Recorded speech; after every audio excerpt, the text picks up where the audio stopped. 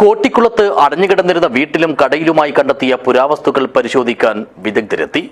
നേരത്തെ ബേക്കൽ പോലീസ് സ്റ്റേഷനിലേക്ക് മാറ്റിയ തോക്കുകളും വാളുകളുമാണ് സംഘം ആദ്യം പരിശോധിച്ചത്. This news sponsored by Bobby Chemmanur international jewellers.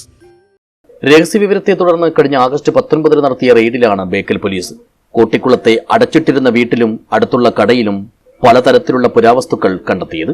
7 വർഷം മുമ്പ് മരണപ്പെട്ട മുഹമ്മദ് കുഞ്ഞിയുടെ ഉടമസ്ഥതയിലുള്ളതാണ് ഈ വീട്. തോക്കുകളും വാളുകളും കുടങ്ങളും പാത്രങ്ങളും കൊത്തുപണി ചെയ്ത മരത്തടികളും ശില്പങ്ങളുമൊക്കെയാണ് വീട്ടിലും കടയിലുമായി സൂക്ഷിച്ചിട്ടുള്ളത്.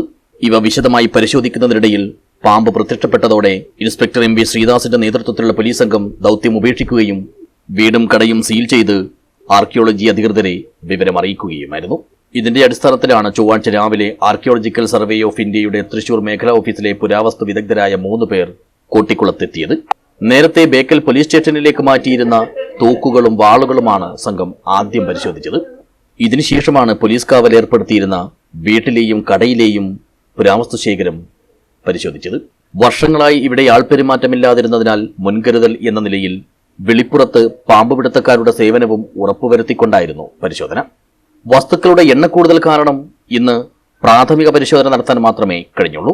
ഇതിനുശേഷം വീണ്ടും പോലീസ് കടയും വീടും അടച്ചുപൂട്ടി സീൽ ചെയ്തു. അടുത്ത ദിവസം പുരാവസ്തു വിഭാഗത്തിലെ കൂടുതൽ വിദഗ്ധരെ സ്ഥലത്തെത്തിച്ച് പരിശോധന തുടരുമെന്നാണ് വിവരം.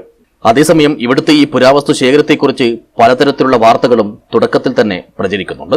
പത്മനാഭസ്വാമിയുടെ തിരുവായുധങ്ങളും ടിപ്പു സുൽത്താന്റെ വാളുമടക്കം ഇക്കൂട്ടത്തിലുണ്ടെന്നാണ് പ്രധാന പ്രചരണം. എന്നാൽ ഇക്കാര്യങ്ങളിൽ അധികൃതരുടെ ഭാഗത്തുനിന്നും ഇതുവരെയായി ഒരു തരത്തിലുള്ള സ്ഥിരീകരണവും പ്രതികരണവും ഉണ്ടായിട്ടില്ല.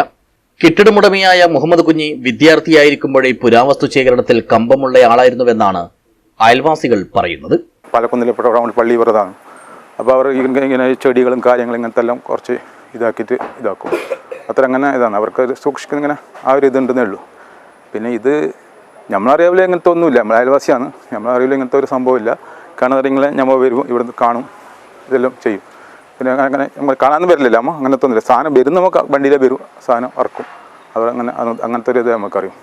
ഞാനും പ്രവാസിയായിരുന്നു. ഞാൻ ഇപ്പോൾ വന്നിട്ട് ഇപ്പോൾ 10-13 കൊല്ലമായി ഇപ്പോൾ നാട്ടിൽ.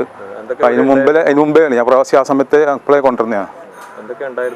അതൊന്നും അറിയില്ല. അതിന് നമുക്ക് ഒന്നും അറിയില്ല. അത് ഗൾഫിൽ നിന്ന് വരുന്ന സാധനമാണ്, അതറിയും. കാർഗോയിൽ കൊണ്ടുവരുന്ന കാർഗോ വരുന്നത് എല്ലാം ഇറക്കുന്നത് എല്ലാം അറിയും.